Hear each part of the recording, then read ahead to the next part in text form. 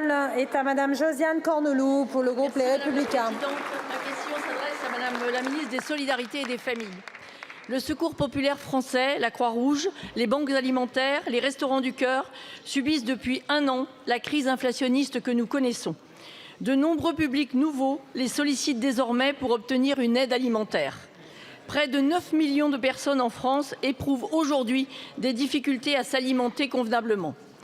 De plus, une augmentation alarmante des charges logistiques et d'achat menace leur existence même. La Première ministre, en novembre 2022, a annoncé l'attribution de 60 millions d'euros pour le fonds visant à une aide alimentaire durable.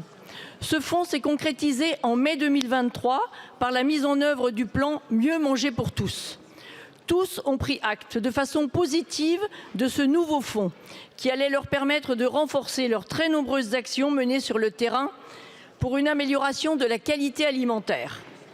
Or, au 19 octobre 2023, ils n'ont pu se saisir de toutes les opportunités pour mieux aider les plus précaires sur le plan alimentaire, car aucun fonds n'est arrivé, alors que l'inflation a, elle, bien continué de progresser. Par ailleurs, le commissaire européen Nicolas Schmit, membre de la Commission européenne Emploi et droits sociaux, interrogé par ces mêmes associations, a indiqué qu'une partie importante de la dotation française au titre du FEAD, Fonds européen d'aide aux plus démunis 2014-2020, n'avait pas encore fait l'objet d'appels de fonds de la France auprès de la Commission européenne. Or, la fin de la période d'éligibilité des actions pour le FEAD est fixée au 31 décembre 2023. Il est donc plus qu'urgent de capter ce potentiel financier restant. Aujourd'hui, 5 décembre, en cette journée mondiale du bénévolat, je veux saluer toutes les personnes qui ne comptent ni leur temps ni leur peine pour aider les autres. Il serait incompréhensible pour eux que cet argent soit perdu. Je porte ici, Madame la Ministre, la voix des associations qui aident les plus démunis tout au long de l'année et qui attendent des réponses tant sur les annonces de la Première ministre que sur le FEAD. Merci beaucoup. La parole est à Madame Aurore Bergé, ministre des Solidarités et des Familles. Merci Madame la Présidente, Mesdames et Messieurs les députés, Madame la députée Josiane Corneloup. Il n'y aura évidemment pas un seul euro qui manquera. C'est l'engagement que nous avons pris sur la question de l'aide alimentaire et c'est l'engagement qui sera tenu. Nous avons d'ailleurs à nouveau reçu le président des Restos du Cœur hier avec Bruno Le Maire pour lui redire très clairement qu'évidemment, suite à l'appel d'ailleurs qu'il avait lancé en septembre dernier, l'engagement du gouvernement serait tenu. 2 questions que vous posez, la première sur le FEAD, la deuxième sur Mieux manger pour tous. Sur le FEAD, il faut savoir que ce n'est pas l'Union européenne, la Commission européenne qui délègue des crédits. La France doit d'abord dépenser et ensuite la France est remboursée, ce qui provoque un décalage en fait sur les délais de paiement. Donc il n'y a pas d'argent caché ou qui ne serait pas allé être récupéré par la France, au contraire.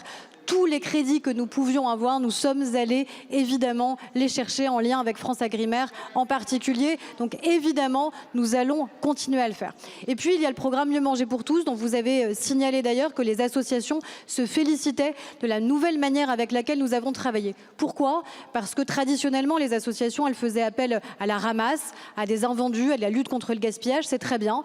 Mais les personnes les plus vulnérables, c'est aussi un enjeu d'égalité et de santé publique, doivent avoir accès à une alimentation de qualité, à des produits frais, à des produits locaux. Ça tombe bien en plus, nous avons l'agriculture la plus saine et la plus durable au monde. Donc autant faire en sorte évidemment que ce soit possible. Il y a 1200 candidats qui ont demandé à bénéficier du plan Mieux manger pour tous. 479 ont été retenus et tous les crédits seront engagés avant la fin de l'année.